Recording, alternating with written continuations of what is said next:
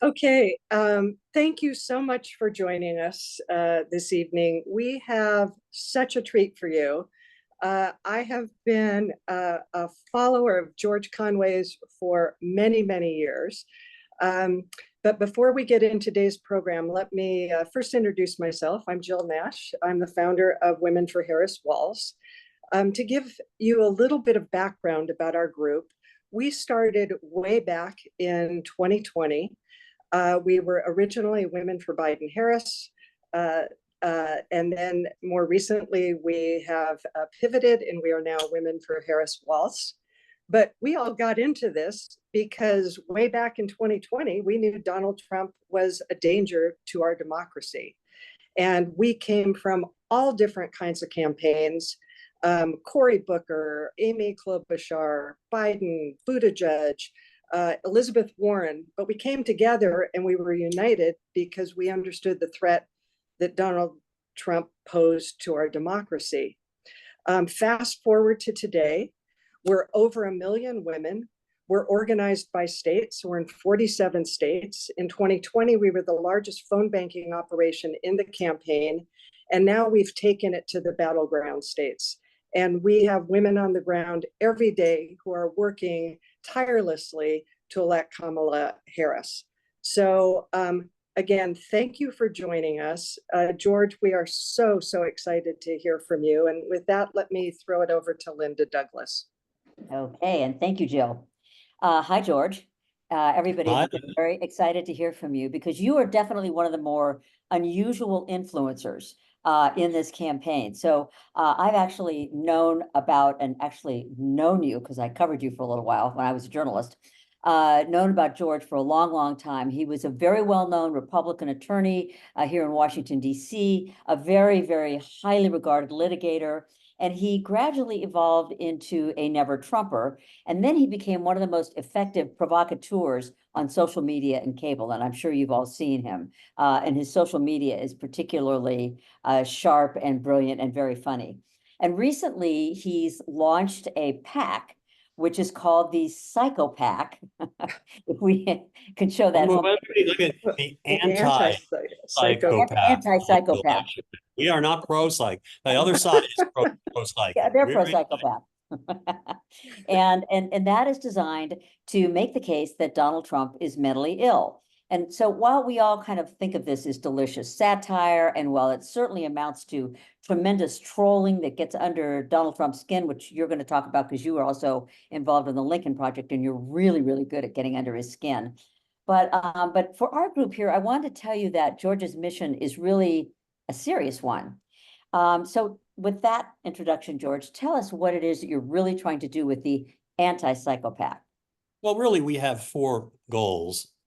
First is to point out Trump's psychological disorders, his personality disorders, in particular, narcissistic personality disorder and antisocial personality disorder. The second object is to explain how his conditions make him unsuitable, and it would make anybody with those conditions to the extreme that he has them unfit for public office, any public office, let alone the presidency of the United States. The third is to get the media to talk about this as as a mental health issue, because I mean, the fact of the matter is the fact that we just pretend that he's a little, that the media and others pretend that, oh, that's just the way he talks. He's just, that he's just a little eccentric. He's a little obnoxious. His personality is a little edgy. We as a society, and particularly the media and the political discussion, for the most part, has normalized him, when in fact, we should be taking some of the outrageous things, all of the outrageous things that he says seriously, because he is that disturbed. And the fourth purpose is to provoke him into demonstrating those characteristics, because as I'll explain more, a narcissistic sociopath, a narcissist, is very defensive and very weak. He has a very sensitive ego, let's put it that way, and is very fragile. and to attack him on the things that he feels most sensitive about, which is, frankly, his intelligence and mental stability. And crowd size. Crowd size. Yes, thank you, President Obama. It triggers him in a way that just illustrates his emotional unwellness and his narcissism and his sociopathy. So those are the four purposes of it. And I mean, if you want, I can sort of tell you how I got into why is a lawyer doing this? Why is a lawyer doing this? And just as there's a story about how you all got together to form Women for Biden and Biden-Harris, there's an origin story that I have. Like, as I was, I did Tell us not that story. start Tell us that out. story. Because I mean, What? you're right, you're a lawyer, not a psychologist. I'm a lawyer. I'm not a psychologist. I'm not a psychiatrist. I didn't take psychology in college. I took a course in my senior year in high school. And of course, I basically, from the entirety of my adult life, from when I first turned 18, in my first election, I guess I voted in, would have been in 1982. From 1982 until 2008, I was a Republican, and I can only think of one or two occasions where I voted for anybody but a Republican. I think I voted when I was at college here in Boston. I voted for the socialist who was running against Tip O'Neill or something, just as a joke, and that because he was the only opposition. But other than that, it was for the first time in 2020, I voted for a Democrat for president, and it's basically because I concluded that Donald Trump was completely unfit and unfit in a psychological, mental, and moral way, an intellectual way to be president. And so, I mean, I started out, not supporting Donald Trump in 2015 and 2016 as my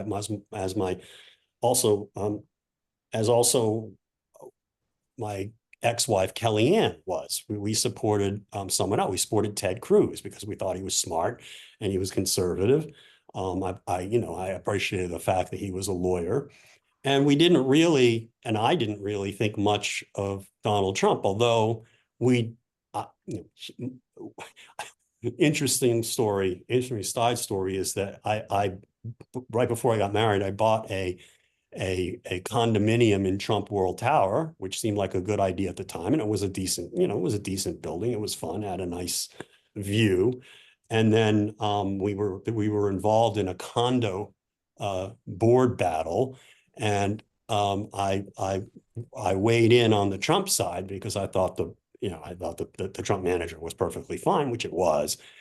And then they wanted me to go on the board, and I said no. And then I went home and told Kellyanne I didn't really want to do it. And she says, I'll do it. And that's kind of part of why we are here today, unfortunately. But anyway, just for those in our audience who don't know, so Kellyanne Conway, who is George's ex-wife, obviously was the campaign manager for Donald Trump in 2016. And a very, very close aide to him in the 2020 campaign, and is still in his orbit in one way or another. So clearly you and your ex-wife don't agree on politics at all anymore. No, we agree on. I mean, the funny thing is, if you went through us on issue by issue, we wouldn't disagree on very much, but we do disagree on this man's fitness, which is a big deal. But anyway, to go back to what happened, when he was the last person standing, I supported Trump because I'm a Republican. I didn't much like Hillary. I was programmed not to like Hillary, and I supported Trump. And I figured that, okay, yeah, he's a screwball in a lot of respects, and he doesn't know a lot about what he's talking about, but he's rising to the highest office in the land, and he's going to appreciate that is bigger than he is, that the Constitution is bigger than he is, the office is bigger than he is, the country is bigger than he is, and he will have all these people around him who he will listen to. Okay, and so the problem was, it didn't happen. And it started not happening from the very, very outset of his administration. And, I was slated to become Assistant Attorney General for the Civil Division of the United States Department of Justice, which is basically the biggest law firm on the planet. And I after a few weeks of watching the shit show, even though I had participated in the hiring of senior Justice Department officials who would be working for me, I decided I didn't want to get, I decided to, I told the White House, I don't want to do it. And so they never put my nomination up, even though I'd been vetted by the FBI and so on and so forth. I started delaying putting the financial papers together because I was worried about, well, what a shit show am I seeing? What is wrong with this guy? And after that, it was a continual question in my mind. Why can't this guy get it? I get it. There are shakedown lots of new administrations have shakedown cruises where it takes a while for them to get used to the levers of power. And they make some mistakes early on, but this guy clearly wasn't getting better, and he was making mistakes that just seemed completely irrational, doing irrational things like complaining about the crowd size at his inauguration. The man was elected president of the United States. Who cares whether somebody else had a bigger crowd at him than him, like Obama did, because Obama was the first Black president and had a sunny day, as opposed to Trump, who had a terrible weather that day. And what maybe wasn't as popular. Who cares? He's president. Why does he care about that stuff? Why is he, here's any number of things. Why is he talking about Russia and this investigation? And why is he doing all this crazy stuff? And, I had really not read the psychological stuff. I hadn't really read a lot a lot of the criticism that had arisen of him in 2015 and 2016 from two types of people who really saw it more clearly than everybody else. First, psychologists and psychiatrists, mental health professionals of all sorts, social workers, the people who knew something about personality disorders immediately saw that he was a danger. And you can throw in for that matter. Social workers. Social work, yes, absolutely. Social workers, or people who deal with mental health, with mental health issues, and also people who were married to, abusive narcissistic spouses. They picked up on that right away. So that's one category, and the other category of people who understood it were the foreign policy types and the history types, the people who studied comparative government and history of totalitarian regimes and comparison, and how democracies lose their way. Those people saw the danger. And I didn't figure that out. I didn't focus on that until I began kind of trying to figure out what is wrong with this guy. And finally, I realized he's a little nutty. And one day I came across an article in, of all places, Rolling Stone magazine. And it had been published in 2017. I don't know whether I saw it until late 2017 or early 2018. I don't remember. But it was written by a very talented writer named Alexa Morris. And basically the title of it was, and the topic was, does Donald Trump have narcissistic personality disorder? And I didn't know anything. Narcissistic personality disorder. As I said, I didn't take psychology in college. I wasn't psychologically sophisticated. I mean, I thought narcissism was kind of like hedonism. I didn't know exactly what narcissism was. Well, see, that's one of the questions here. I mean, narcissistic personality disorder sounds like something that if you were talking about it around a dinner table, 4 people at the table would say, well, I know somebody who has that. Right. They're self-absorbed, they only think about themselves. I mean, so absolutely. Why is that particular diagnosis so worrisome in the case of Donald Trump? Well, let me go through the diagnosis. If we can put the slide up, I have the page from the Diagnostic and Statistical Manual of Mental Disorders, 5th edition, and I have the page where we have all the conditions, the diagnostic criteria. If we can put that up, we go right through it. Yeah. So Nina, do we have those slides? I think we have those slides to put up, because that's really where you started, because you wound up writing this very long piece in the Atlantic. Yeah, which I'll get to in a second. I'll speed this up. I'm taking too long, but if you have that up, if we could put that slide up, that would be really useful. If not, I can just talk through it. Yeah. Okay. Okay. Yes. Oh, they're getting the slide. Hold on. They're just going to put it up. But I mean, so having, lived in the 1970s, which was, what was the name of Christopher Lash's book, or whatever his name was, about the culture of narcissism? I mean, narcissism seems like self-centeredness. Narcissism seems like everything's about me, or finding a way to work your name into a story. Yeah. But here's the diagnosis that Yeah, this is that it's a little absolutely bit more disturbing than right. just being self-centered. Right. And if you look at this, it's a pervasive pattern of grandiosity, need for admiration, and lack of empathy. And it's indicated by 5 or more of the following. You don't need all 9 criteria. Grandiose sense of self-importance. That's our Donald. Preoccupied with fantasies of unlimited success, power, brilliance. I am the stable genius. Article 2 allows me to do whatever I want. 3, believes that he is special and unique.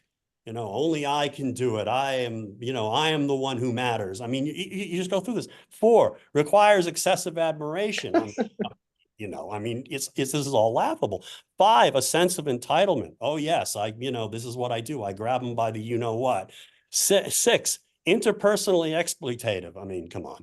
7, lacks empathy, right? He's the member of the time he's throwing, he has 0 empathy.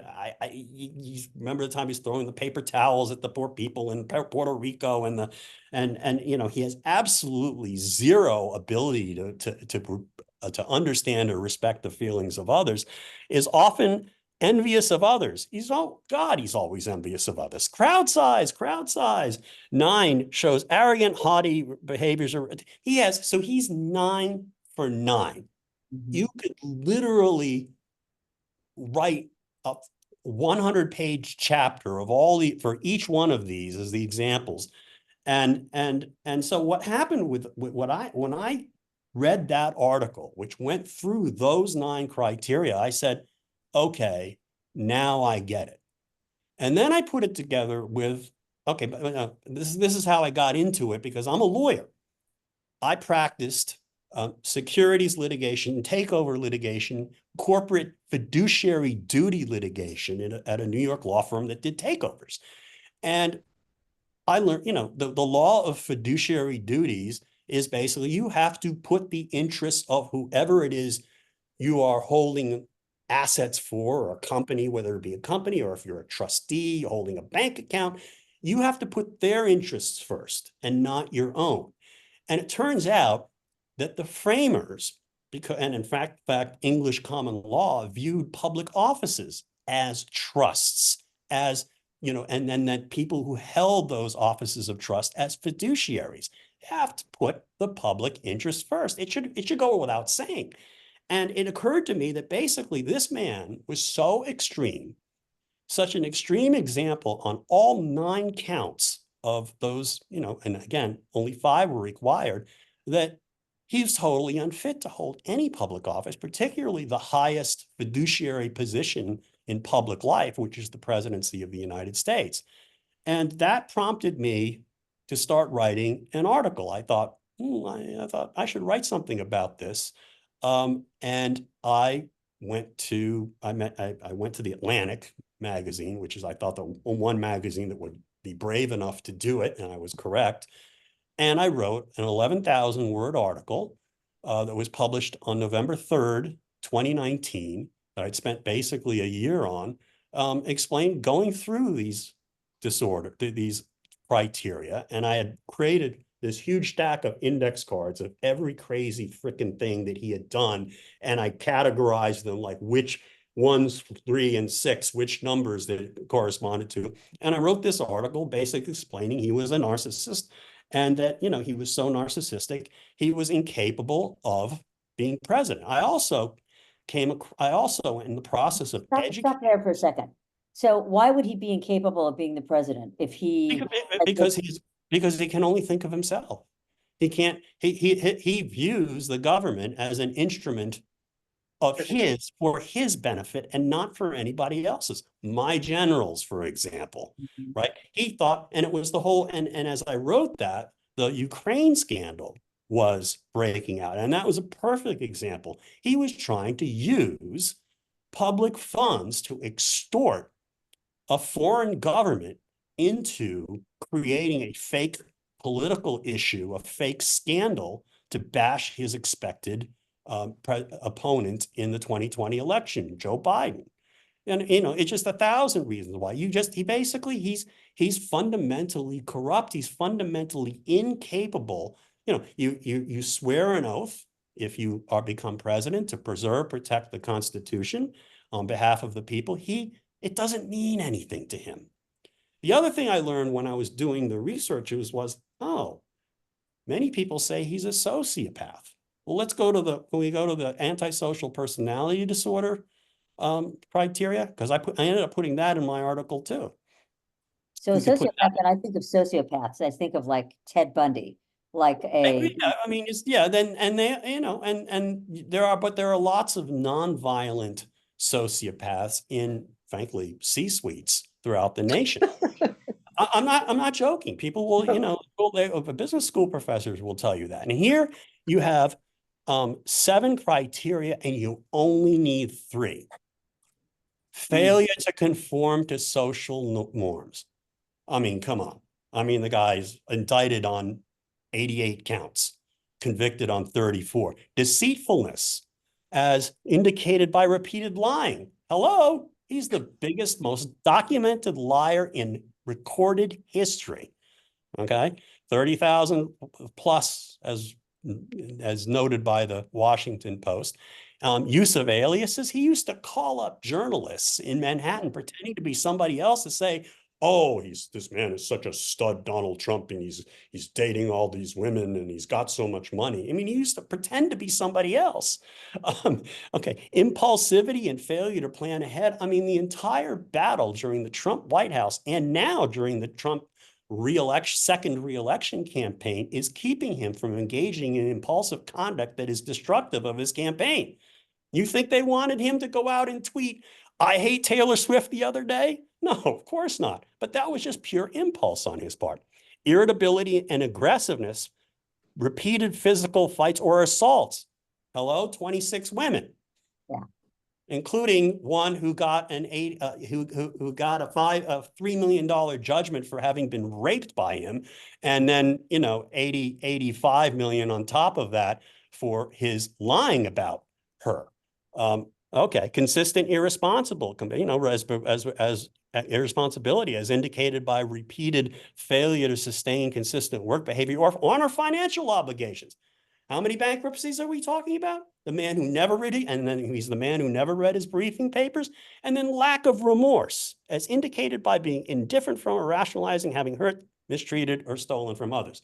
The only time he ever expressed anything approaching remorse was when he kind of said he was sorry for the Billy Bush tape in 2016, and then after he was elected, he started telling people that the tape was fake.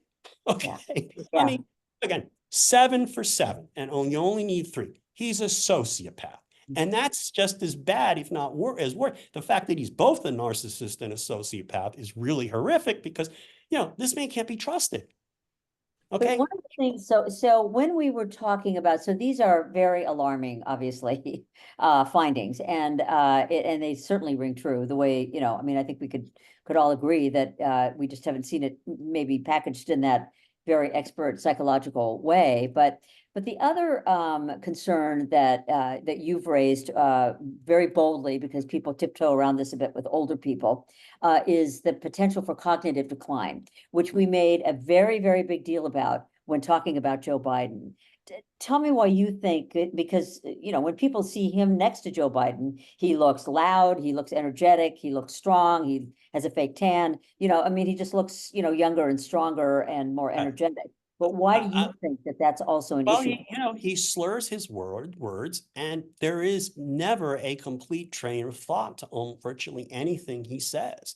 I mean, Joe Biden, during that debate, if you actually read the transcript of that June debate, he was putting together sentences. I mean, they may have been kind of slow and they may have not looked, it may have been seen kind of plodding when you were listening to it. But look at what he said when it's transcribed and compare it to what Trump says when it's transcribed, and there's no comparison. Trump's completely incoherent. And not only that, he slurs words. They talked about Joe Biden making verbal slips about people identifying people. Trump did that all the time. You remember the shooting in Ohio? He confused whether it was, I don't even remember, but it was Toledo with some other town. He talked about, remember in 2019, July 4th, he decided to hold basically a rally at public expense at the Lincoln Memorial on July 4th. And he talked about ramming the man parts, whichever that is. Maybe he was taking a position, a very woke position. But and then he talked about the air Revolutionary War soldiers capturing the airports from the British. I mean, this man, if Joe Biden had sent any number of 1,000 things that Donald Trump has said, it would have been a lot worse. So basically, they were one of the things that actually was prompting me to do this, because I started the planning for this pack before the big switch, it was bugging the living shit out of me, excuse my language, my French, that there was this immense double standard. I mean, Trump was way more incoherent, way more slurring his words, and than Joe Biden was, and made a heck of a lot less sense. And that's even apart from the more fundamental problem of him having basically these sicknesses, these personality disorders, which, we should be thankful that Trump is such a dolt and incompetent, because if he were actually smart and had these personality disorders, he'd be 6 times more dangerous. So why do you think the mainstream media Yes. poured over every little gaffe of Joe Biden's and his gait and the look on his face? And, I mean, it was just nonstop with Joe Biden. And it was certainly a legitimate concern. I'm not saying that it wasn't, but yet this is a much more potent and powerful case, and a much more dangerous case. And the same level of, they haven't treated it, I guess, as seriously. I mean, they certainly have transcripts of what he says, but they're not treating it as cognitive decline or mental illness. right. And I think there are a couple reasons for that. One is the whole concept of him being mentally ill, in the manner that I have described, and I wrote in the Atlantic in 2019, hoping to get the mainstream media to really talk about it, and that wasn't really very successful. They've normalized him. They've normalized Why? Trump. Trump is so Why? extreme because it's like they're afraid of talking about mental health issues is part of it. Okay, I mean, they're part of it because there's a whole thing. Well, one is there's this thing called the Goldwater rule that basically says that psychiatrists and psychologists also follow the rule, are not permitted to make public diagnoses of individuals they have not interviewed or treated. Okay, and so that deters a lot of mental health professionals, not all, from speaking out.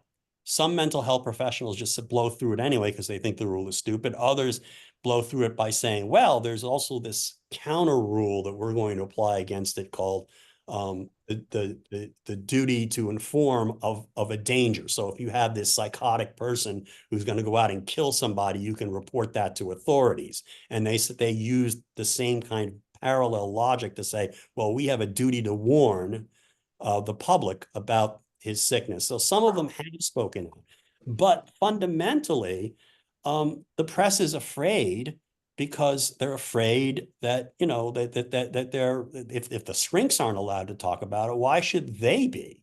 And in fact, one editor, the executive editor, former executive editor of the Washington Post, Marty Barron, who wrote a memoir a couple of years ago about his experiences as executive editor of the Post, wrote a half a chapter about how it was urged upon him by a former editor and by some current people to write about, to have reporters actually report about Trump's mental condition, and particularly in light of the article that I had written, and he refused to do it because of the Goldwater rule.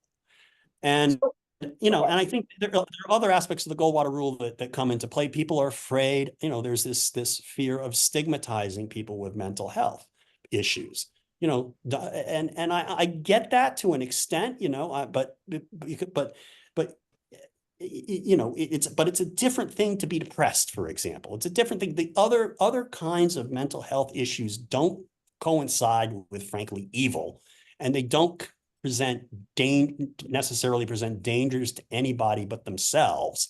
You know, for example, Lincoln is widely, most biographers and psychologists, psychological historians today believe that Lincoln was highly depressive. I mean, he would have been on Prozac, you know, high doses of Prozac or Zoloft if he had lived today. So there's so much evidence Right. with your own eyes, without having your knowledge, without knowing the diagnostic terms, without necessarily even understanding how cognitive decline in older people manifests itself. Nevertheless, they see this guy every single day saying, talking about sharks and Hannibal Lecter and all the crazy things that he says, and not making any sense, and going off on tangents that don't add up. I mean, we've never seen a presidential candidate or president in our lifetimes who talks the way that he does and for as long. And yet his supporters seem unbothered by it. So that's why is that, number one? And number two, what would it take to persuade them that there really is something dangerously wrong with handing this much power to a person with that sort of mental disorder? Well, first of all, I don't think they are fully aware of it, because I think they watch, you know, these people, and I'll include my parents, frankly, among them, watch Fox News or Newsmax. They don't watch, they don't get a full diet of reality. Because what happens is when Trump starts saying crazy shit in one of his rallies, the first thing Fox does is they switch back to the studio. Okay, they just basically, they cover up for him. I mean, basically, you know, Trump is the biggest pathological liar we have ever seen in American public life. But the biggest lie that was told by people who worked in the White House and people who worked on his campaign in 2020 and now 2024, and other people whose names I will leave out, the biggest lie was told by them, by their pretense that he is in some way normal. And that has helped people pretend, you know, that has helped pretend that the people who want to believe in Trump, and they want to believe in Trump for reasons like they like to annoy all of you out there, you libs, and own you, and they like the fact that he makes you mad. They ignore all of that stuff because they like the fact that he is so virulently against people they don't like, and that us versus them mentality goes a long way toward having them excusing the things that they don't want to see and ignoring the things they don't want to see, and that Fox is all too willing not to show them. I mean, there are many. We just have a couple of, we only have about 4 or 5 minutes left. I want to just ask you, first of all, the second part of that question was, what would it take, do you think, to start to persuade people who think they're going to be better off, that the country's going to be better off with Donald Trump? Who would be credible to them? I mean, because nobody trusts any institutional sources anymore. What would it take? Well, I think we need to basically show people, to make people trust their own eyes. And I think one of the things that we need to do is we need more Donald Trump on television. We need more Donald Trump, people to actually see Donald Trump.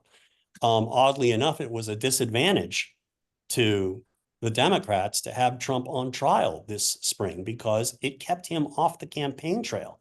And one of the disadvantages, obviously it was a major, major transformation of the campaign when Joe Biden stepped down from running and Kamala Harris replaced him, a young, vibrant, articulate, just brilliantly, charismatic politician, and young. But part of what was also going on at the same time is people were seeing more of Trump. They were actually seeing him talk about Hannibal Lecter at his own convention in his nomination acceptance speech. They were seeing he was starting to go south because people were starting to see more of him. It was sort of, postponed a few days by the unfortunate assassination attempt the week before before the Republican convention, the reprehensible attack. But the more people see of Donald Trump, particularly these days, because he's worse than ever before, the better off the nation is, because it's like at a certain point, you can't ignore it. And to go back, though, That's my final question here. Yeah. Ignoring it. So in other words, what you're doing is really elevating the visibility of this issue in a serious, even though you're doing it in a way that's going to make people watch because it's clever and it's wonderful satire. What you're really aiming for is getting the media to take this seriously as an issue. Do you think you're making any progress there?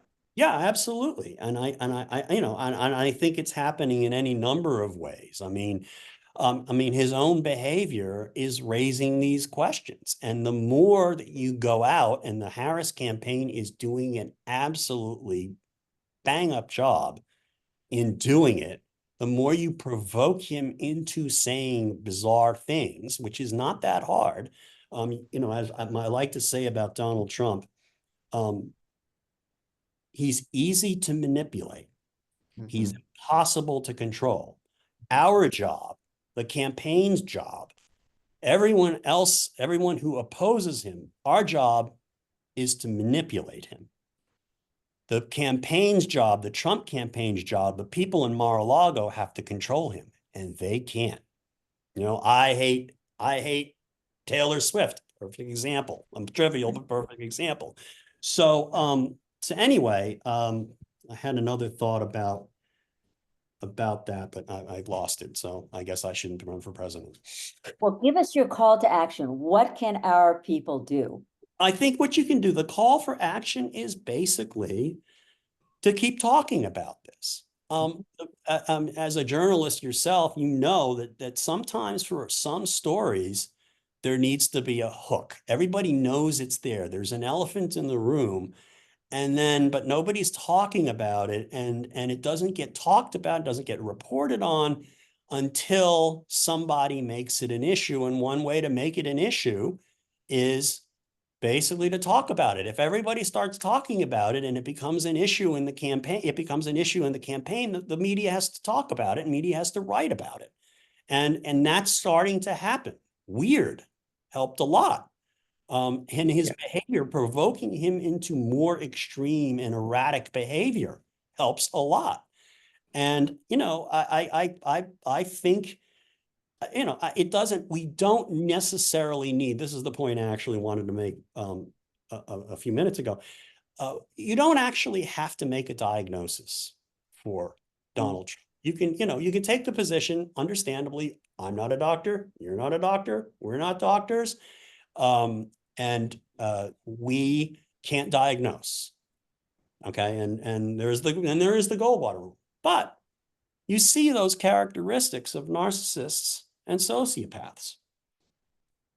Do you want anyone with any significant number of those characteristics, which he unquestionably has? You don't need a degree to know, to see, to read those sentences and say, yeah, that kind of describes him. In fact, he's like a textbook example of this, that, and that. You just have to conclude that you don't want anyone with those characteristics, or some significant number of them, having any control over your life in any way. And that's the point, and that's the ultimate point.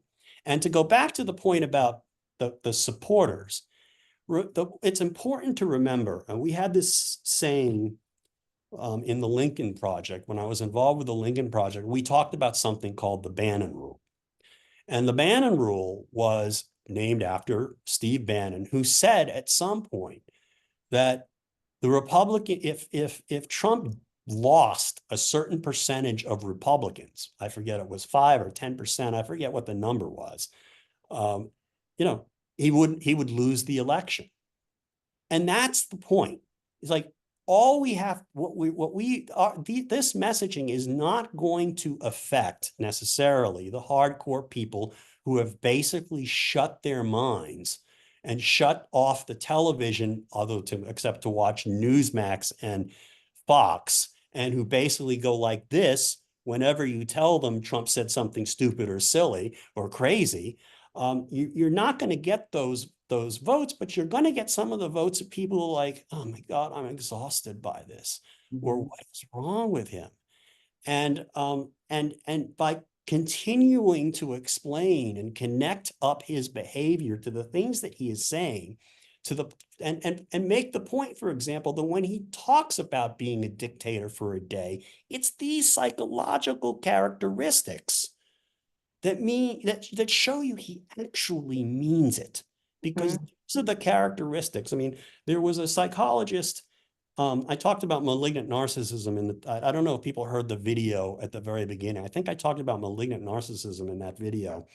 And malignant narcissism was a concept developed by a psychologist, a Jewish German psychologist, I think he was, who was a survivor of the Holocaust, Erich Fromm.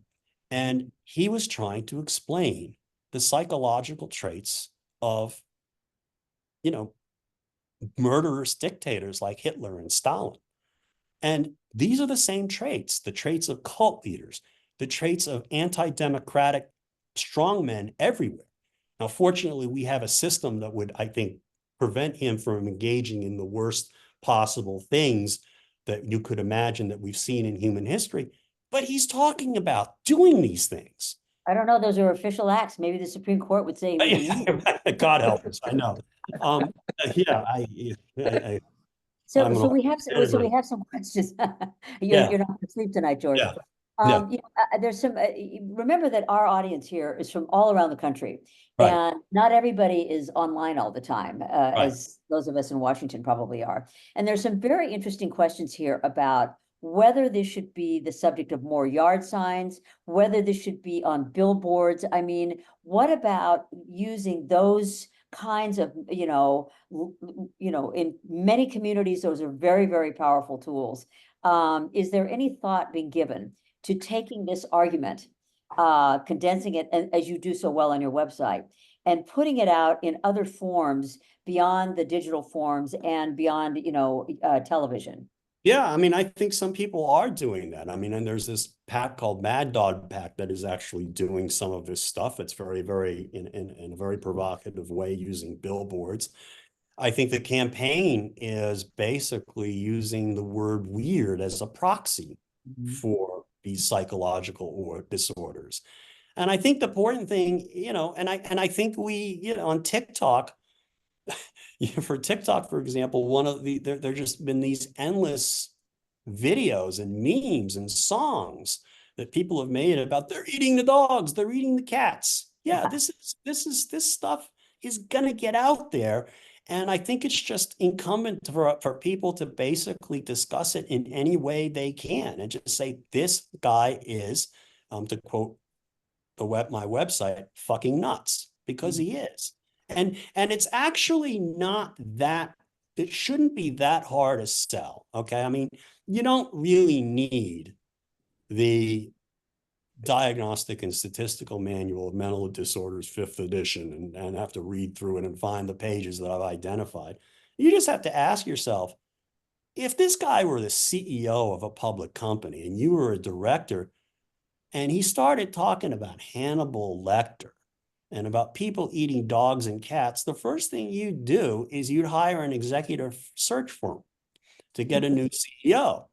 You wouldn't want this guy flying a plane. You wouldn't want this guy, I mean, basically what we have is this guy he's going to drive the bus off a cliff. That's all you need to know. We're going to be in it. Because he can't, right. We're going to be, the question is who's going to be in it. And it's like you have a blind man. Or you have it's like, as I said in my, in my Atlantic article, I opened up the piece with saying, example of, it was a Washington Redskins quarterback, not Joe Theismann, but one more recent, who basically had his leg broken in a compound way and twisted like that and bones sticking out on national television. And it's like, you don't have to be an orthopedist. You don't have to have read Grey's Anatomy. You don't need an MD to understand that guy ain't playing football for a while, Yeah. if ever. And, you know, it's the same thing here. And again, that's, you know, there are many, many ways to skin this cat and to really get into this. I'm sorry, cats. We don't want to skin cats. That's bad. You There's know, a lot of cat lovers here. cats. We That's like right. cats. We like Yep, cats. we Don't love eat those them. cat Don't lovers. eat cats. You know, there are so many ways to come at this. It's just that, you know, one of the things that people really deep down know, including and especially Trumpers, including, you know, there are a lot of people. We did an ad about all the people who were Republicans, and including those who worked for him, including Nikki Haley, including you had Bill Barr saying something to the effect like, the White House is not a great place to have therapy for a disturbed man. Talking about Donald Trump, although he's going to vote for the guy anyway, God help us. But so, you know, the more this becomes part of a public discussion, it's going to be more, you know, people have to say, it's like, I can't vote for this guy. And again, you don't need to persuade the hardcore. But the other thing that goes on that I think is important to remember is the mockery not only triggers him, but it depresses I think it has the potential to undermine his support among even the Trumpers. Because I think one of the reasons, as I said before, why a lot of people support Trump is because he pisses you guys off. Mhm.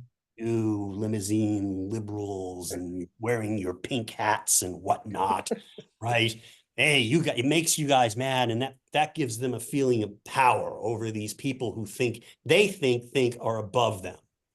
But if you're mocking the man and he looks weak, it's not as exciting anymore.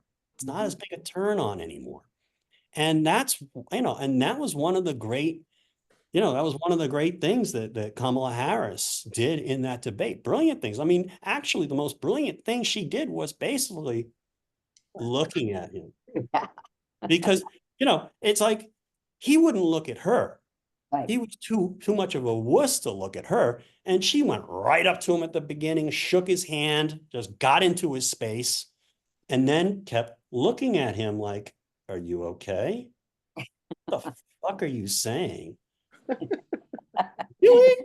No, those looks, I mean, you know, that the split screen there was devastating to Trump. You know, the split screen in the Biden debate was devastating to Biden because he had kind of a, you know, I mean, God bless him. I think he's a hero for what he's done for the country and beating the guy once and trying to restore the country to a normality. But he had this blank look on his face that killed him.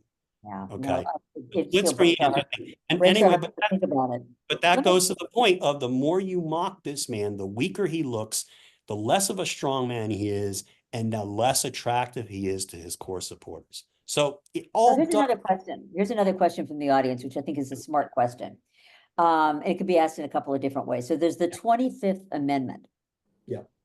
Which empowers the cabinet to remove the president if there's something, you know, irreversibly wrong with him and he can't do his job anymore. And there is a conspiracy theory out there. If, you know, I mean, you could drown in conspiracy theories, but this one is that the plan is that Trump takes a Republican plan, takes office, you know, it becomes crazier and crazier, or has more and more cognitive decline, either one, or a combination of both.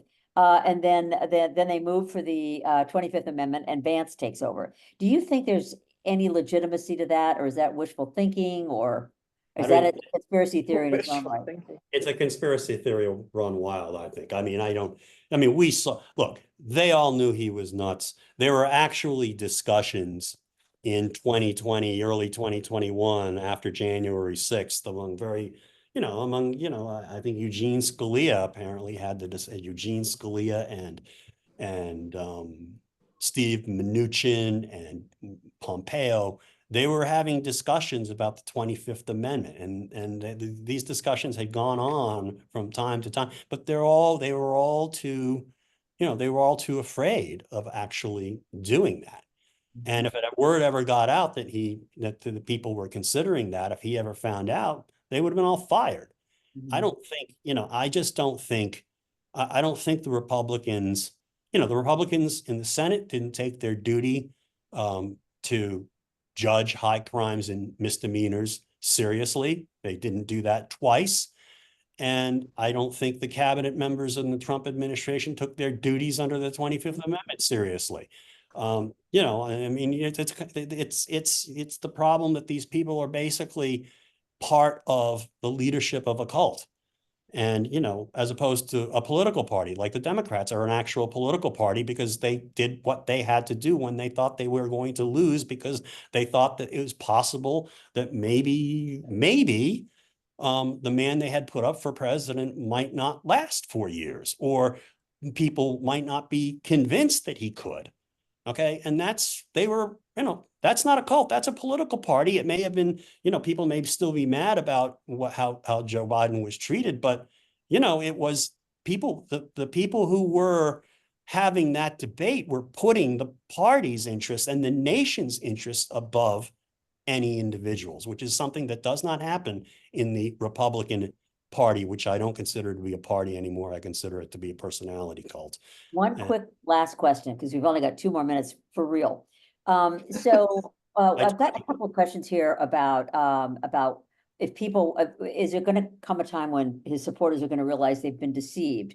Well, I mean, Trump isn't deceiving them. He's out there for all to see, but certainly the people around him, just as the Biden people were accused of covering up Biden's cognitive issues, the Trump people have taken no blame at all for, what are clearly mental issues that they have treated normally. Why is that? Why are they not being blamed the way that the Biden staff was being blamed for covering up, so they said, for President Biden? Because one, again, the Democrats are a political party and the Republicans are a personality cult. Okay. The reason why none of these individuals who know better, including the ones who have kind of spoken out quietly, like General Kelly, don't go out there and really bang the drums on this, and why so many others have just basically maintained silence about this. They do that because they're afraid of the mob that they created. They're afraid of being attacked by the people that they spurred on and misled for so many years. And that's the difference. Yeah, boy, what a thought. I mean, you wonder why people don't trust the legitimacy of the public officials who serve in political office and so forth, or the moral fiber. And it's very, very, it's stunning that this goes on and nothing has happened. George, I can't tell you how great this was. And by the way, if I could read you all the comments, because there's a lot of George, I love you. So I'm in the comments, and I didn't think that was a question, so I didn't ask that question. But there was definitely a lot of, at least on my text, a lot of standing ovations for you. Okay. And if you love me, get out there and knock on doors and write checks. And we should amplify what you're saying with our social media channels, which we absolutely will. Right. And with that, I'm going to pass to Jill. Thank you. Linda, thank you so much. Always just a pleasure watching you with your craft. George, you have exceeded, which was going to be hard, everyone's expectations. We can't tell you how much we appreciate you joining us. There are a couple of things that you said in particular that really jumped out at me. Trust your own eyes. And what I didn't mention on the front end is we have a team of 400 women who are dedicated to writing letters to the editor. And one call to action that I would suggest is use Trump's word, use his own words, and every single one of you on this call, write a letter to your to the editor of your local paper. Put it out there in front of people, and call into question, does this sound like a sane and capable leader of the free world? Send them a copy. I've tweeted it from time to time. I've tweeted those 2 pages from the DSM. Send it to your local newspaper. Yep. Go for it. And I will tweet them out again tonight. And you can print them out. You can put them in your pocket. And when you go to the grocery store and you run into a Trumper, say, look at these.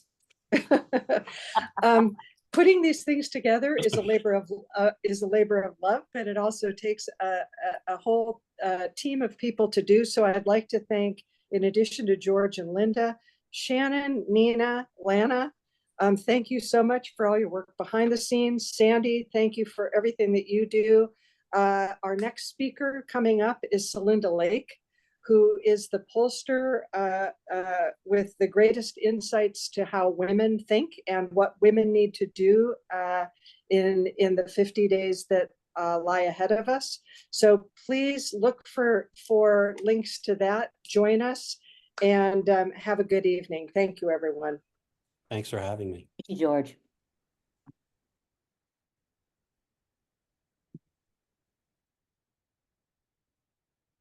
John?